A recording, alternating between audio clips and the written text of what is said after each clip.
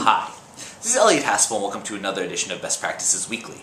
Today we're going to be talking about analyzing students' math thinking. And this comes from an article in Mathematics Teacher Education and Development. And two professors, one from the University of Wisconsin at Eau Claire and one from San Diego State University, talk about ways that teachers can evolve their ability to really deeply understand what students are understanding about math and then adjust their instructional strategies to compensate.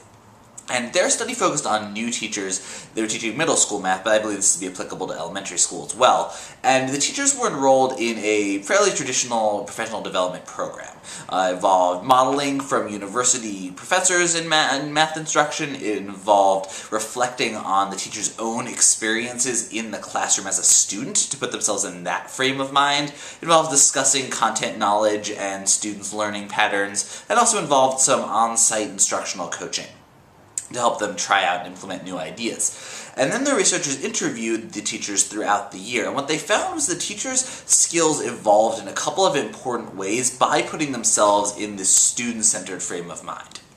And the first of these was the view of the teacher role. And early on, teachers had trouble putting themselves in the student's perspective. Things were very much from a teacher perspective or very generalized. So maybe they were thinking that students would have trouble with fractions, but they were having trouble really anticipating student responses and student understandings and misunderstandings to particular problems. And oftentimes, they would be talking in teacher language even when prompted to say what they think students would have trouble with. So they would say things like, I would have them do this, instead of talking in student language of they might do this. And so over time though, with practice and as their practice evolved, teachers started to talk much more in the student-centered language. They might try this instruction, they might try this strategy, they might make this mistake on this particular problem. And by talking and putting themselves in the student's shoes and thinking about, oh, when I'm a student, oftentimes I have problems because I'm asked to do this and I don't quite understand the instructions, or there's too much information in this problem,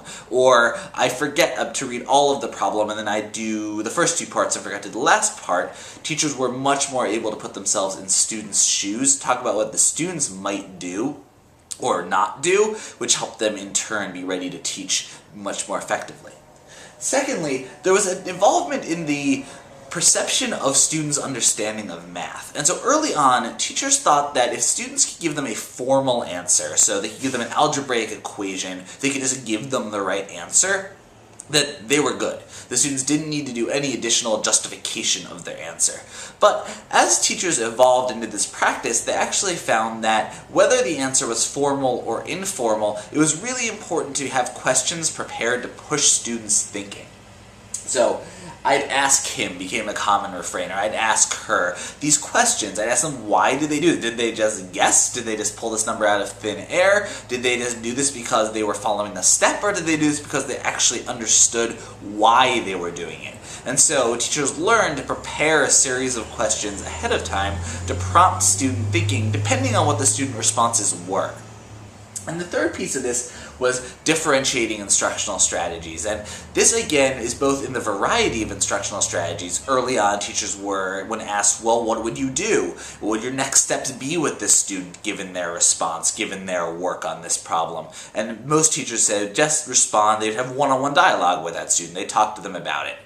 As the year evolved, as they went through this professional development, however, teachers developed the ideas there are more sophisticated strategies. You can use other students, you can use small groups, you can use whole group discussions, and they also figured out that you can target these strategies, target the different responses depending on each student's need, depending on student work, depending on the individual student replies, either orally or in written form.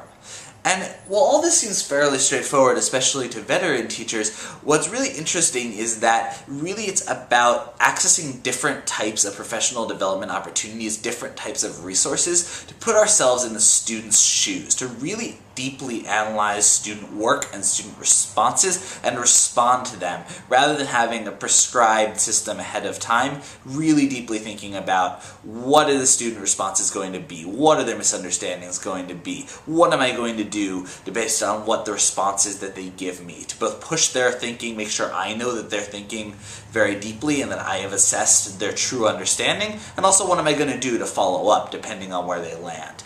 And the authors really suggest, or what could be extrapolated from their article, is that if teachers are doing this, regardless of where they currently are in their skill, they're going to become more effective teachers, and the students are ultimately going to learn more because their teachers are able to analyze their math thinking that much better. So thanks for watching, happy teaching, and we'll talk next time.